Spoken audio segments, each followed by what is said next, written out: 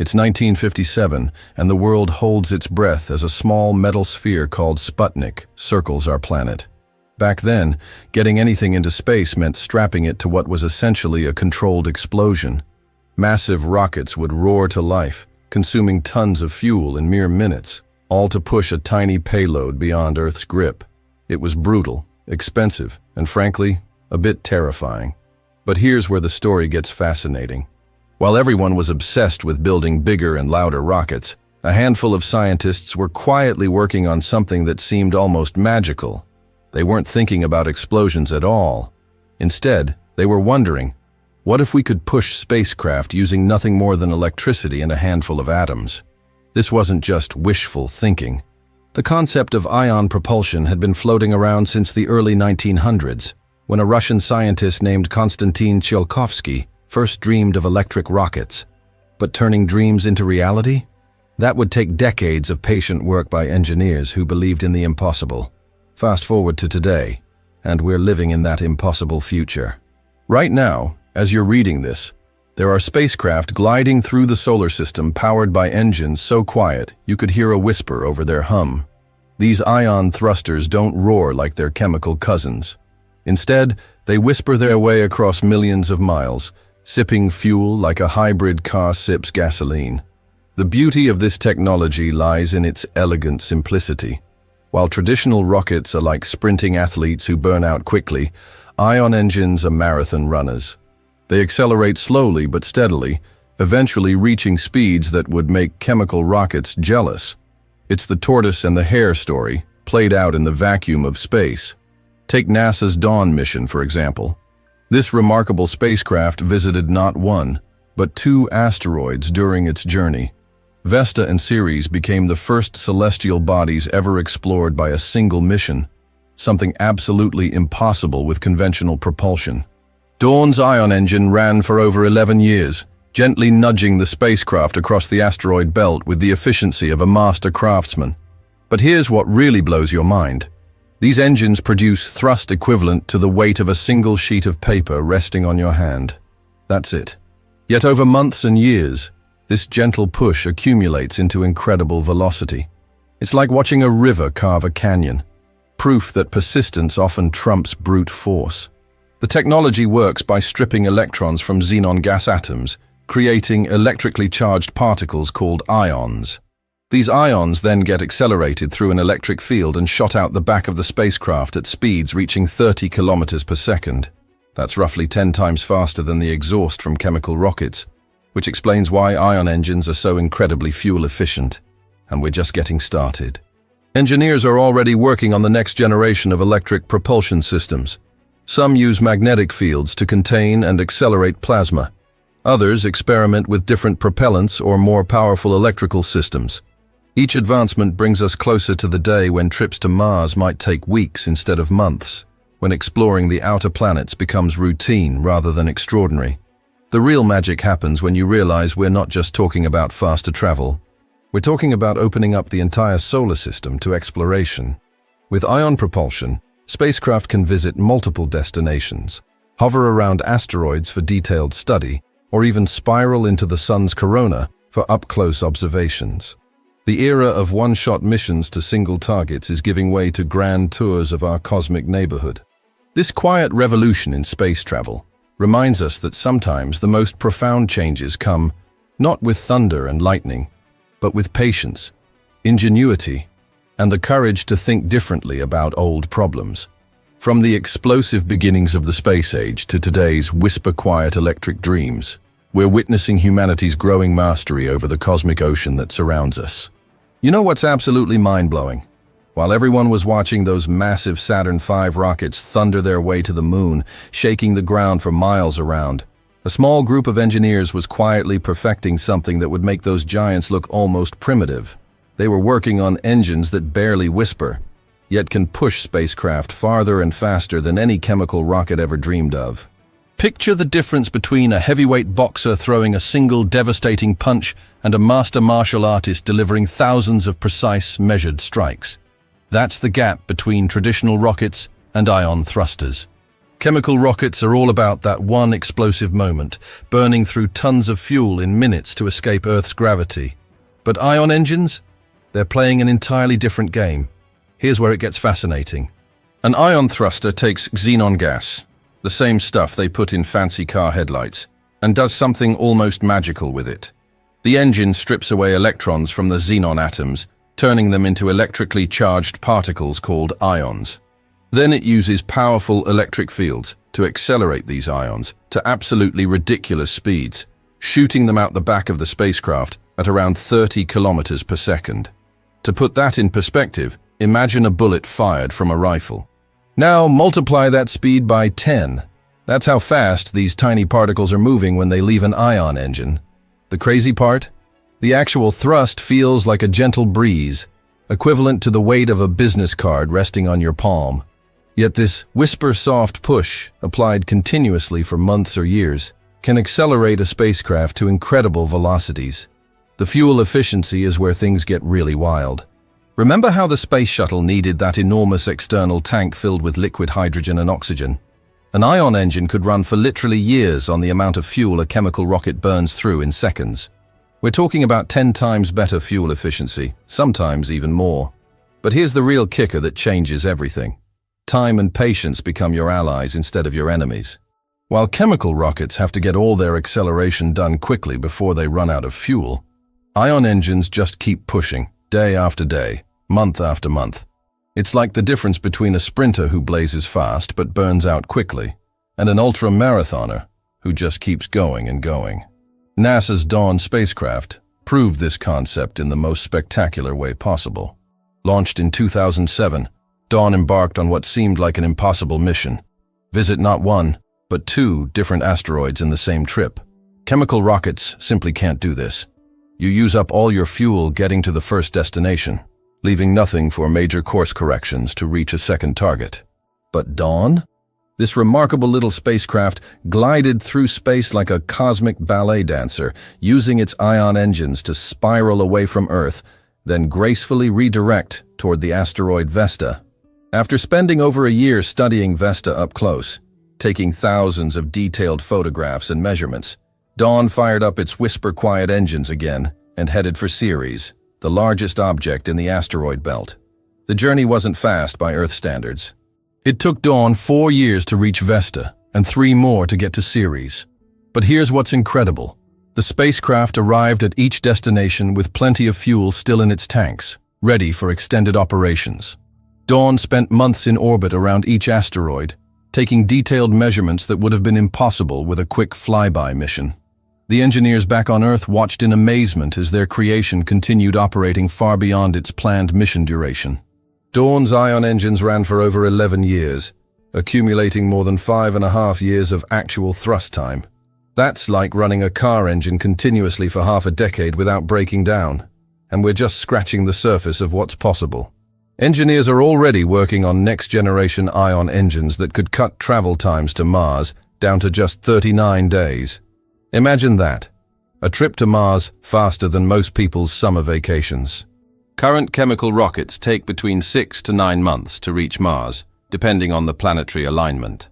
Ion propulsion could revolutionize interplanetary travel the same way jet engines transformed aviation.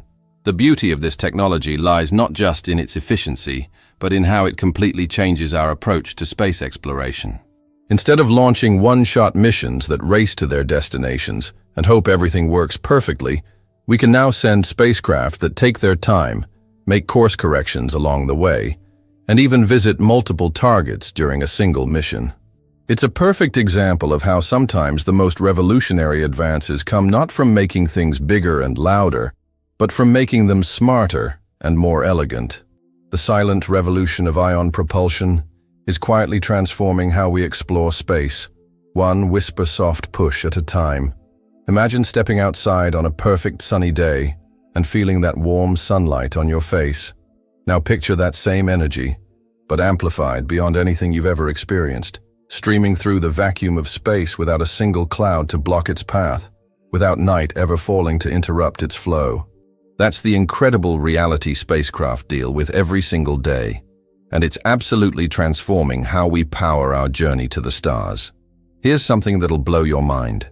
The sun delivers more energy to Earth in just 1 hour than humanity uses in an entire year.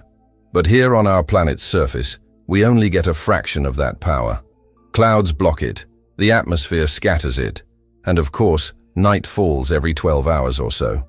But in space, it's like having front-row seats to the universe's most powerful energy source, with nothing standing between you and that brilliant stellar fire.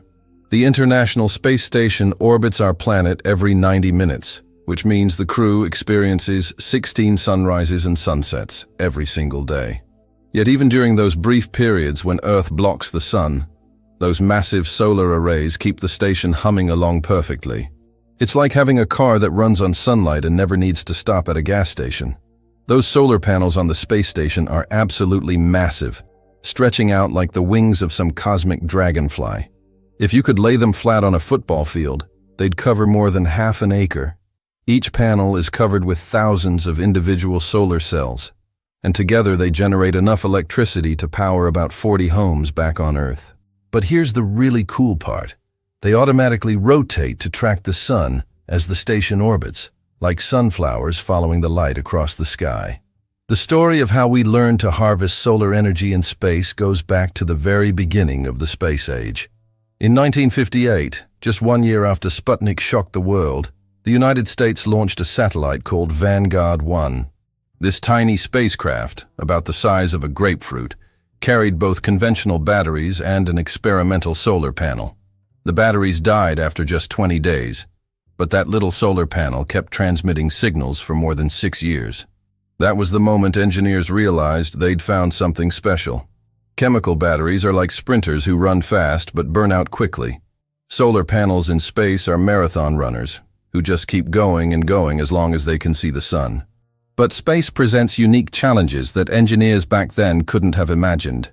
Solar panels on Earth deal with rain, wind, and the occasional hailstorm. In space, they face cosmic radiation that gradually degrades the solar cells, micrometeorites that can punch tiny holes through the panels, and temperature swings that would make your head spin. When a spacecraft moves from sunlight to shadow, temperatures can drop by hundreds of degrees in just minutes. The solution came through decades of patient innovation.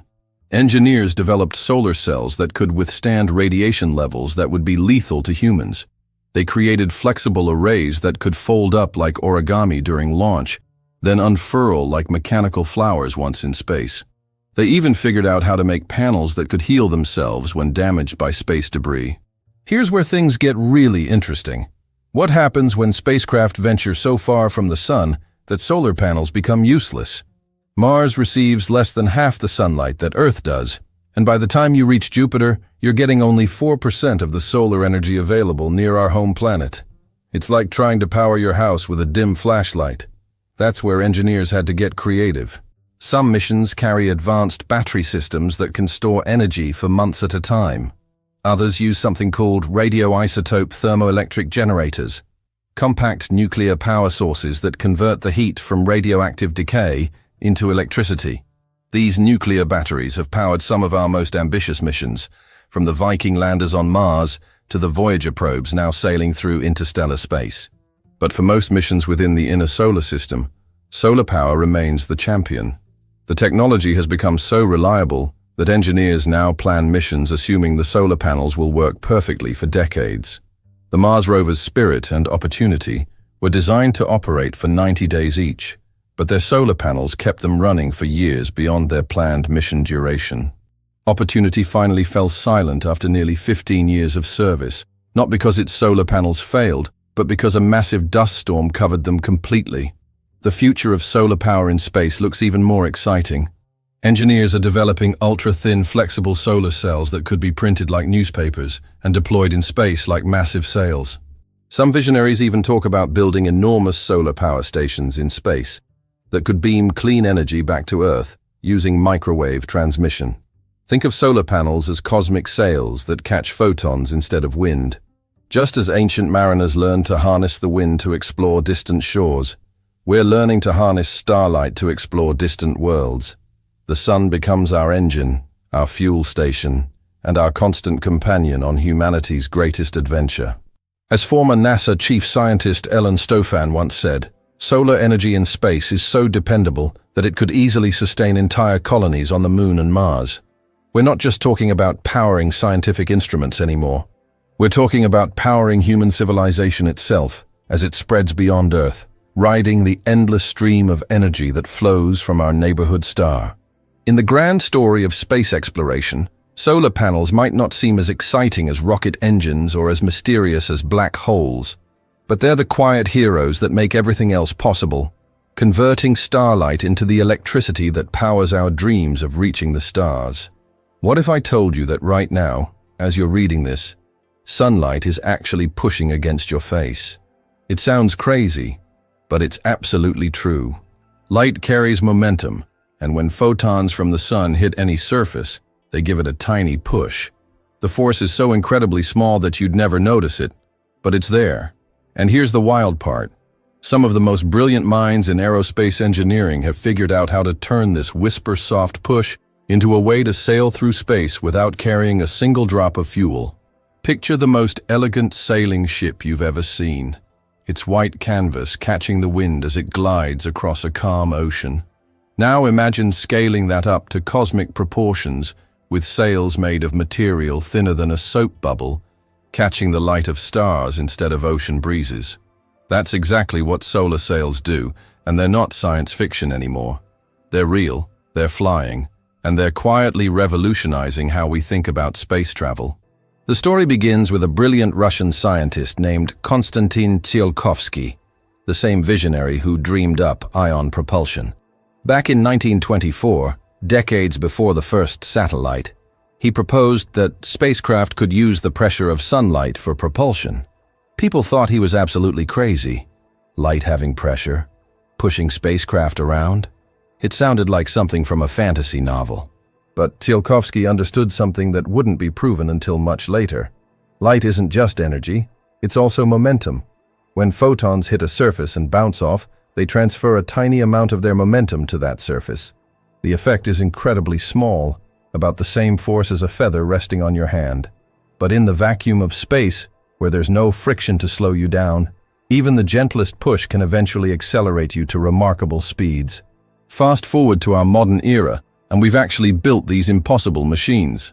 The most famous success story is LightSail 2, a small spacecraft about the size of a loaf of bread that deployed a solar sail larger than a boxing ring.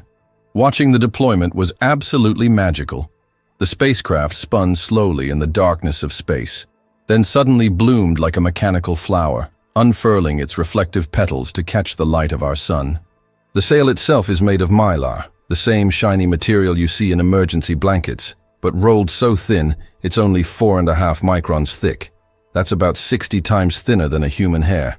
Yet this gossamer thin material is strong enough to withstand the harsh environment of space, and precisely engineered enough to capture and redirect the momentum of sunlight. Here's where the physics gets really beautiful.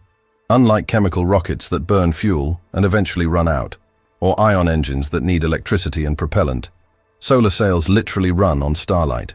As long as photons are hitting the sail, the spacecraft keeps accelerating.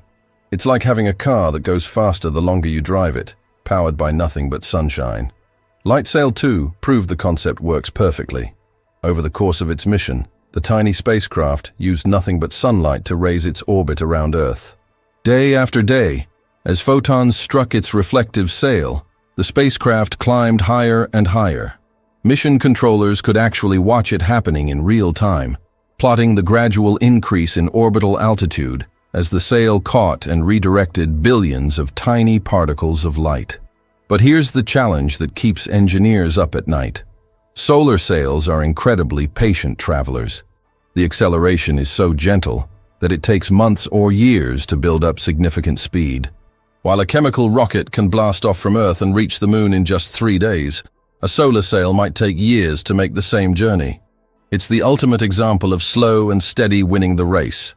This is where the future gets absolutely mind-blowing. Some scientists are working on a concept called beam-powered propulsion, where enormous laser arrays on Earth or in space would focus incredibly powerful beams of light onto solar sails.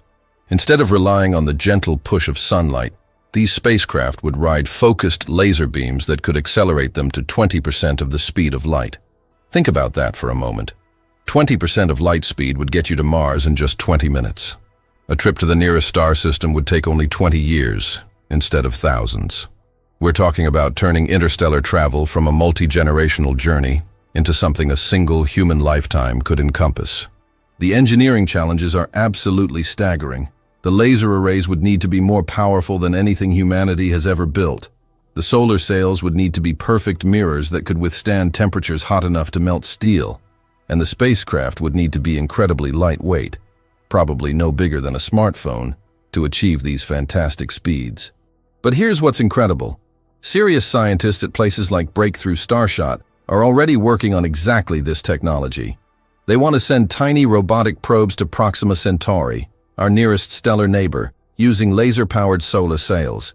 These miniature spacecraft would be no bigger than postage stamps, equipped with cameras and basic instruments, riding beams of light across the vast emptiness between stars.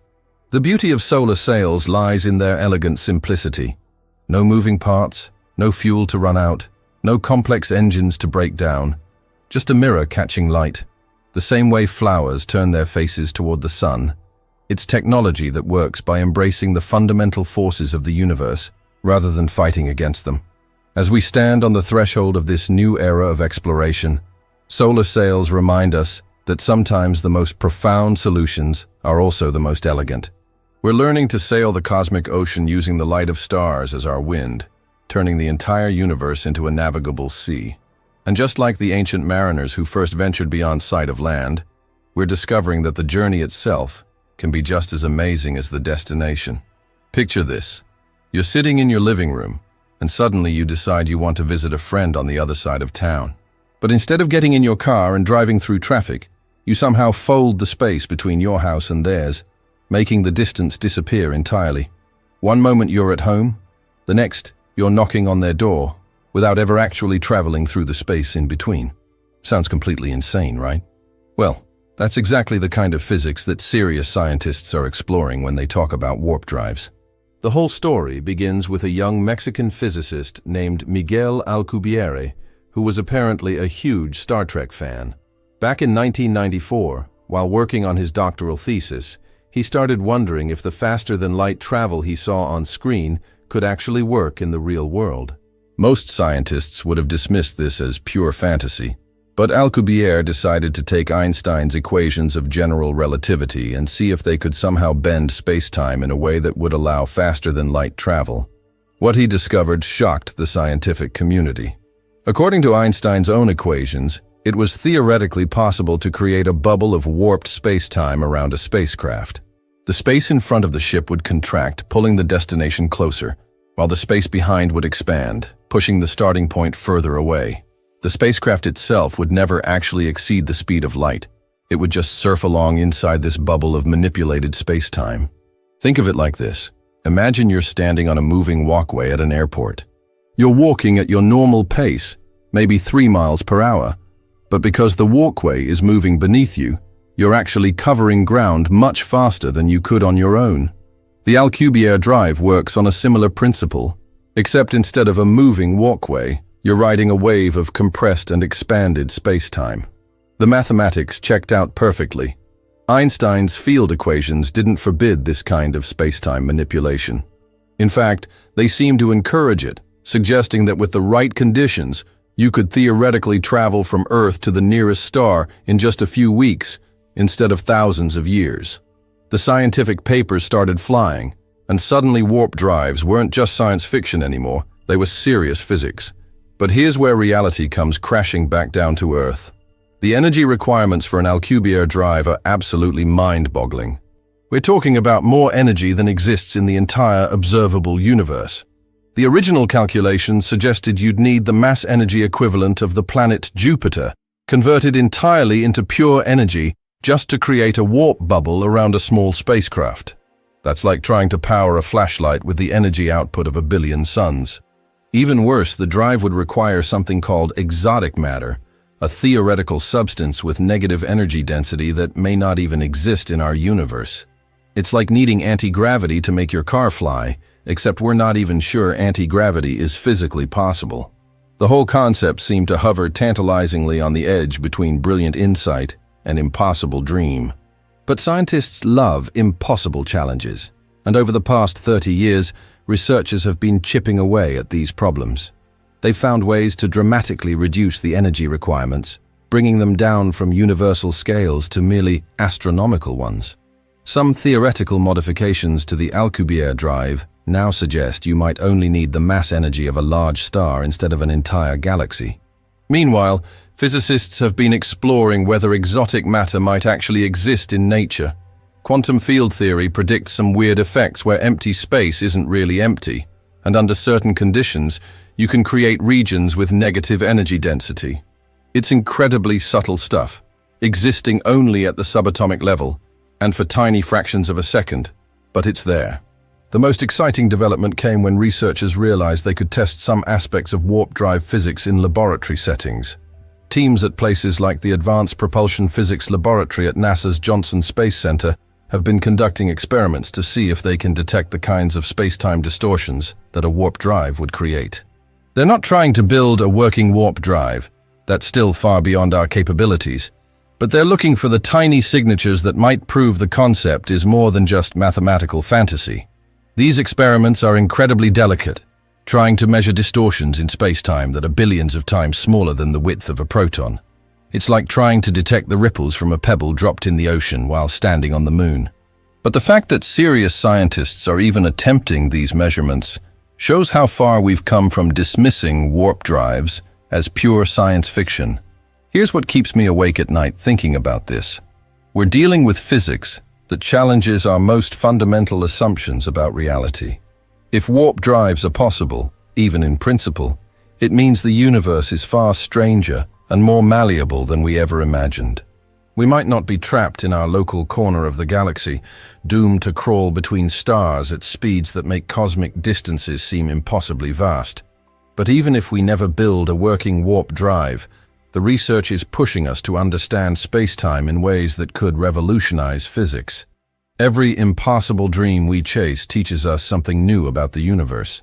The scientists working on fusion energy in the 1950s thought they'd have clean, limitless power within a decade. 70 years later, we're still working on it. But the journey has given us everything from medical imaging to our understanding of how stars work.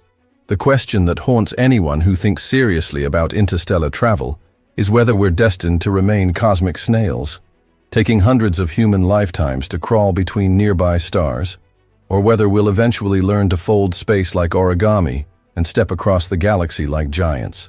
The Alcubierre drive represents our best theoretical shot at becoming a truly spacefaring civilization, capable of exploring the galaxy within the span of human lives rather than geological ages. Right now, in laboratories around the world, scientists are conducting experiments that would have seemed like magic to previous generations. They're trying to bend space-time, create exotic matter, and detect gravitational waves so subtle they barely exist. It's the kind of fundamental research that doesn't make headlines but might eventually change everything about how we see our place in the cosmos. Whether we'll ever build a real warp drive remains an open question. But the fact that we're asking it seriously, that we're doing the math and running the experiments, shows that humanity refuses to accept limitations. We're still that same species that looked at the sky and decided we belonged up there, even when everyone said it was impossible. As we reach the end of this incredible journey through the technologies that are reshaping space exploration, I want you to take a moment and imagine what the pioneers of the space age would think if they could see us now. Picture Wernher von Braun, the brilliant engineer who designed the Saturn V rocket, watching a tiny spacecraft glide silently through the asteroid belt, powered by nothing but electricity and xenon gas. Imagine Konstantin Tsiolkovsky, the dreamer who first imagined rockets reaching the stars, witnessing a gossamer-thin sail catching starlight to propel itself through the cosmos. They would be absolutely amazed. But I think they'd also recognize something familiar in these new technologies. The same restless human spirit that refuses to accept limitations. The same burning curiosity that drives us to push beyond what everyone says is possible. We've traveled from the age of controlled explosions to the era of elegant engineering. The thunderous roar of chemical rockets hasn't disappeared. They're still essential for escaping Earth's gravity well. But they're no longer the only game in town. We're learning to work with the universe instead of fighting against it, harnessing the very forces that seemed like obstacles just decades ago. Think about what we've discovered together. Ion engines that whisper their way across the solar system, sipping fuel like a hybrid car while achieving speeds that would make chemical rockets jealous. Solar panels that transform our local star into a cosmic power station, providing clean, endless energy for missions that can last decades. Solar sails that catch the light of distant suns, turning photons into propulsion and making the entire universe navigable. And warp drives that dance on the edge of possibility, challenging our deepest assumptions about space, time, and what it means to travel between the stars. Each of these technologies tells us something profound about the nature of space itself. Far from being an empty void that we must fight our way through, space is rich with energy, filled with particles and fields and forces that we're just beginning to understand. The vacuum between planets isn't empty at all. It's an ocean of possibilities waiting for us to learn how to swim in it. What strikes me most about this technological revolution is how it's changing the very nature of exploration. The old model was simple. Build the biggest rocket you can, stuff it full of fuel, and hope you have enough power to reach your destination before everything runs out. It was heroic, certainly, but also wasteful and limiting. You got one shot, one trajectory, one chance to get everything right. The new model is completely different. We're building spacecraft that can adapt, that can change course, that can visit multiple destinations during a single mission. We're creating explorers that can spend years studying a single asteroid, then move on to investigate something else entirely. We're designing missions that grow more capable over time, rather than gradually dying as their resources run out. This shift represents something deeper than just better engineering. It's a fundamental change in how we think about our relationship with the cosmos. We're no longer just visitors throwing ourselves across the void and hoping for the best. We're becoming residents of the solar system, learning to live and work and travel in the environment of space itself. The implications are staggering. With ion propulsion, we can send robotic explorers to every planet, moon, and asteroid in the solar system. With advanced solar power, we can establish permanent research stations on Mars, mining operations on the moon, and scientific outposts throughout the outer planets. With solar sails, we can dispatch fleets of tiny probes to nearby star systems, sending back our first close-up images of alien worlds. And if we ever crack the puzzle of warp drives, well, the entire galaxy becomes our neighborhood. But here's what I find most exciting. We're just getting started. Every breakthrough opens up new possibilities we hadn't even imagined before. The first ion engines were laboratory curiosities that seemed too weak to be useful. Now they're powering ambitious missions throughout the solar system. The first solar panels in space were barely powerful enough to run a radio transmitter. Now they're sustaining entire space stations and will soon power human colonies on other worlds. The technologies we've explored today are the foundation of humanity's future in space.